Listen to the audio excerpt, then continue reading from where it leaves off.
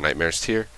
This is pretty much only to activate the meta to get that, because this acts as pretty much one of any gem, and your meta needs one blue, one yellow, and one red.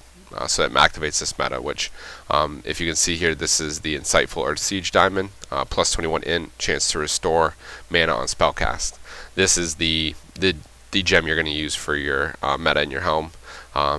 And there is some mathematics behind that too. You can find that on Elitist Jerks. There's some math as far as why this gives you the best mana, but I'm not going to go into that really. But you can check that out on Elitist Jerks, and they do have math to actually back up why that's the best one to use. So pretty much all ints. You can see if I scroll down through, I mean, you're pretty much just going to see 20 ints and everything. I'm a jewel crafter though, so I have 34 ints in some of my gear. Then enchants, hopefully you have your Hodir rep, so you can have your maxed Hodir enchant on your shoulders. If not, you'll probably get laughed at, because you know how easy it is to get your rep up now. Head enchant, you have back is going to be haste, really the only one to go with, unless you got engineering or tailoring, sorry, and you throw your tailoring enchants on there and stuff. 10 to all stats for chest, probably the best one to go with. I put intellect on bracers. You could use spell power, intellect, preference kind of thing. I also use 30 int on my weapon. Again, you could use spell power or int, another preference. Int on shield, spell power to gloves. I use 50 spell power and 30 stam on my legs. You could use spirit, but really you won't benefit from the spirit as much at all as a holy paladin. I use 15 stam and minor speed increase on my boots. That's kind of a preference thing. I think the movement speed definitely helps a little. You can use some other ones. The MP5, I use this one because I like that one. I don't have enchanting anymore. I actually dropped it because the enchant. I think enchanting for holy paladins really is kind of lackluster with the 2 spell power on your rings, not as big. And then I use int trinkets most of the time. If I could get a meteorite crystal to drop for me for a 10-man Algalon, that'd be awesome, because that's probably one of the best in slot ones. But I'll just settle for my Pandora's Plea for now. I do have a couple other trinkets that I may swap in here and there. The Arthur's Abacus, Solace of the Defeated, the Sliver of Pure Ice, here and there. Some of them more just situationally for Dreamwalkers. Say, for instance, I don't use any int trinkets because Dreamwalker, obviously if you've done Dreamwalker, when you're in the portal and you get the buff, your mana is not an issue. So I go for anything that's going to give me more spell power, pretty much. This is a big one, the Librum. Librum of Renewal is pretty much the one to go with if you're a Holy Light Pally. It really makes me cry on the inside when I see paladins running around with the 264. I don't even know the name of it because I don't even want to know. The 264 Librum though, it's pretty bad for paladins. Some people will say, oh, maybe PvP. I don't even think in PvP it's that good. So I don't know why. I think it's probably just to inflate gear score, because gear score is everything. So Pallies throw that one in there and use it because it's 264, and this one's only a 200 item level, so it knocks your gear score down. But this is definitely the best one as far as the reducing mana cost of your Holy Light, and that's, you know, the Holy Light's pretty much going to be the main thing you spam during fights. And by spam, you're spamming it constantly, which is pretty much why int is your biggest stat, because Holy Light is a pretty costly heal, you know, almost 1200 mana to Flashlight, which is only 300. So 1200 mana, you know, and you're casting that constantly. You know, I have a base mana pool of 40.5k, and that's in, you know, mostly a 264 gear, some 277 gear. You know, buffed up, it's about 46 and change, which is a good substantial mana pool to be able to sustain that kind of spamming of Holy Light throughout the whole fight. That's pretty much it as far as gemming and enchanting goes. Oh, I got a message. So basically, that's about it for that. As far as mods go, a real quick rundown of some of the more useful mods. Grid is big because this is pretty much you'll in a 25-man layout or a 10-man layout. This whole box area is covered up with my parties. This is going to allow you to very easily see your party, see who's taking damage, see who's getting incoming heals, and react to that much more quickly. And it's nice and clean. I mean, you can drag out the UIs from the Blizzard one, which is fine, but Grid is nice.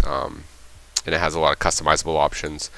With Grid, you can see, if people have debuffs on them, you can set Grid to prioritize debuffs as far as what you need to get off first. If there's something that you're focusing on only, remove like Lich King fight. If you're getting Necrotic Plague off, on Rotface, if you're cleansing the oozes off people, you want to have that be your priority so you can see that and cleanse that quickly.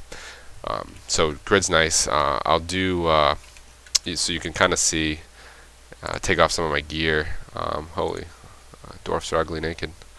And I'll put my gear back on.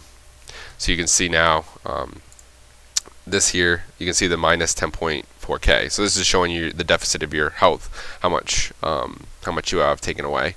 And then when you have an incoming heal, it'll show plus. See, so you can see this is good because you can see other people's heals. So if you have, someone else has a heal coming on you, you'll see that, and you're not overhealing and wasting your heal and your global cooldown healing somebody that already has a heal showing up. But when you don't see that on somebody, you definitely want to heal them and get that back up. This is MSBT mix scrolling battle text. I have heals showing up here. That way I can see, basically it'll show heal, overhealing, and then who you got the heal on. So that's, and I believe actually with the way I have mine set up too is that my incoming heals show up here. Other people's heals that I heal on them show up over here. Now you can see Citrina buff frames is the buff mod I use. You saw that one that just fell off. That was one of the procs from one of the things I'm using here. Light's Grace, you'll pretty much always see this up because of the 100% chance on your Holy Light spell. So you'll always see that that's being refreshed. Here's Pandora's Plea procced. So the 751 spell power on this procced here. So yeah, that's why Light's Grace is going to be up now. Divine Plea is, to go back to what I was saying with the Divine Illumination, Divine Plea is going to be, it's going to give you 25% of your total mana back, but while you do that, healing spells are reduced by 50%. So if you couple that with your Divine Illumination, this is going to, with your tier 10 bonus, give you the 35% stronger heal. So that actually, I mean, that cuts down a lot of that 50% reduction. So some powers will actually couple your Divine Illumination with your Divine Plea to offset that. I like to Divine Plea more situationally, especially if I don't need the mana necessarily. Situationally, when I know that I'm going to have downtime, and I know that I'm going to have a good 10 to 12 seconds of time where I'm moving and I'm not healing a lot and nobody needs heals, and to get that mana back, which I could go into more specifically on each boss when those may be.